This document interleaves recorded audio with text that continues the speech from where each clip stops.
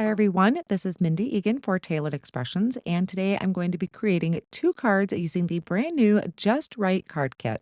The supplies that I'll be using is the Just Write Clear Stamp Stencil and the coordinating die, Inked Impressions Stamp and Die, Cork Background, and then some additional products are the Mega Messages Hey There, Frayed Edges Stacklets, Weathered Words Background Stamp, and the Note Paper Background Stamp. For cardstock, I have Sugar Cube, Latte, and Poppy. For my inks, I'll be using Cotton Candy, Raspberry Sorbet, Pink Champagne, Latte, Earl Grey, and Oat Milk. The tools that I have is my Teal MISTI, the Glassboard Buddy, my foam strips, Post-it tape, teal tape, Scotch tape, liquid glue, glossy accents, scissors, white gel pen, die pick, and tweezers. I also have a repositionable tape, chocolate truffle liquid watercolor, some water in a dropper bottle, bleed-proof white ink, and my regular and small blending brushes. So let's get started. I'm going to take a piece of 6x6 sugar cube cardstock and I'm going to put some repositionable tape on the back to secure it down to my work surface. Then I'm going to place the first layer of the stencil over the top and hold that in place with my teal tape. The first color I'm going to be using is Pink Champagne, and I'm going to use that over the entire area of the stencil, but you could use some smaller blending brushes and color each one of these individually if maybe you wanted to have a rainbow assortment of the push pins or maybe add some different colors for your pens. Leaving that stencil in place, I'm going to bring in raspberry sorbet and a small blending brush, and I'm going to add some shading to my binder clips. I'm also going to be adding it to the inkwell and the sides of the pen just to give it a little bit of dimension. I'm also going to add shading to the sides of my typewriter, and then I'm going to bring it into just one side of each of the set of push pins. The middle one I'm just going to leave as is. It gives me enough of a variety. I'll remove the first layer of the stencil, bring in the second layer, and I'm going to line up those squares that are on the right and left hand side of the stencil. That's helping with perfect alignment for the rest of my images. And the next color I'm going to be using is Oat Milk Ink. And this I'll add to just all of the areas that are open on the stencil. And then what I'll do to add a little bit of shading is I'm going to bring in another brush that I use for a darker color of ink. I have some leftover Earl Grey on it, and I'm going to take that blending brush and just use what's left over on there and kind of add a little bit of shading to the inkwell and also add a little bit to the keys on my typewriter. I can carefully remove this layer of the stencil and bring in the last layer of the stencil to finish adding in the details for all of these elements. For this, I'm going to be using the Earl Grey. I do keep a blending brush for my lighter colors versus my darker colors. This one is meant for the darker colors and just filling in all of those areas. Now my stenciling is all finished, so I can remove this layer of the stencil and pull this up from my work surface. There are coordinating dies available for all of these images, so I'm going to line them up over their image and hold them down with a low tack tape and run them through my die cut machine. I won't be using all of these images today, but I do love having some available for future projects. I'm going to work on the assembly for my first card, starting with the Weathered Words background stamp. So I removed the foam insert in my stamping tool and I placed my background down, picked it up with the door of the MISTI, and I have a piece of latte cardstock that I placed some repositionable tape on the back, placed it over the background, and then closed my MISTI backwards so my cardstock is stuck down to the bottom of the MISTI. Then I'm inking up that stamp with latte ink, and I'm okay if I don't get a crisp, clear impression because I like that scattered look. Next, I'll do some stamping on my typewriter. So again, I put some repositionable tape on the back of that to hold that down in my MISTI, and I'm lining up the letters that go over the keys of my typewriter. I did put my foam insert back into my MISTI because this is a clear stamp.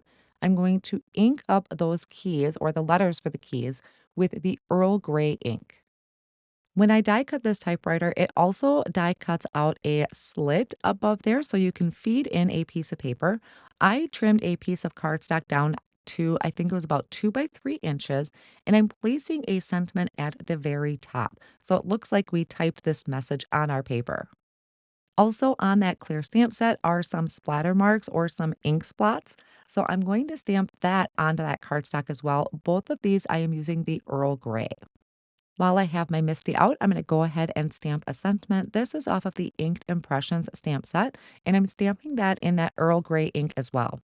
Then I lined up the coordinating die, held that down with some removable tape, ran that through the die cut machine, and then I die cut it two more times from white cardstock. And I'm going to layer that together with liquid glue. This is a really skinny sentiment.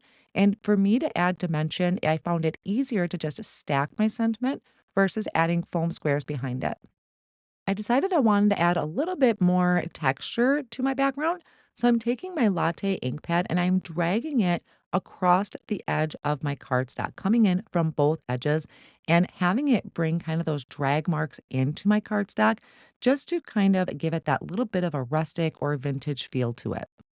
I'm also going to add some splatters. So I have my bleed proof white ink that I scooped out onto my glass work surface.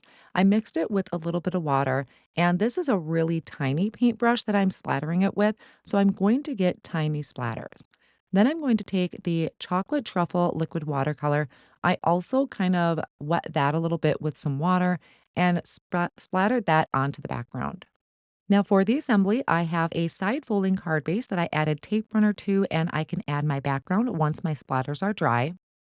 Then I'm going to take my typewriter and I'm going to feed that paper through the slit that the die provided, and I'm going to hold that down in the back with a low tack tape just to kind of keep it in place while I add the foam tape to the back.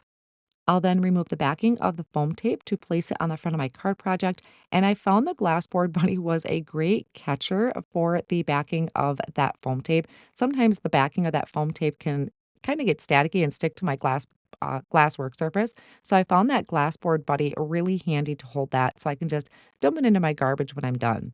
So I placed my typewriter onto my card front, added liquid glue to the sentiment to add that underneath, and then I'm going to add some glossy accents to the buttons or the keys. So I will set this off on the side to dry so I don't bump my glossy accents, but it is really cool. It looks kind of foggy right now, but once it's dry, it's going to be clear and it's also just going to have a really nice kind of fun texture to it. For my second card, I'm going to be using the cork background. So again, I remove the foam insert from my MISTI. I'm going to stamp this the same way that I did the first background. I have the latte cardstock here and I'm inking up the cork background with latte ink for a tone on tone look. I have another background that I want to stamp, and this one is using the note paper background. So this one is also a red rubber stamp, and I'm going to be using white cardstock or sugar cube cardstock for this. And I will be stamping that note paper background in cotton candy ink to give it that notebook feel. Then I'm going to take that note paper background and I'm going to die cut it using the frayed edges stacklet, just kind of lining it up towards the top there so I can make sure to get all the lines of the note paper. Thought that gave it a really nice, fun, kind of ripped look all around the edge.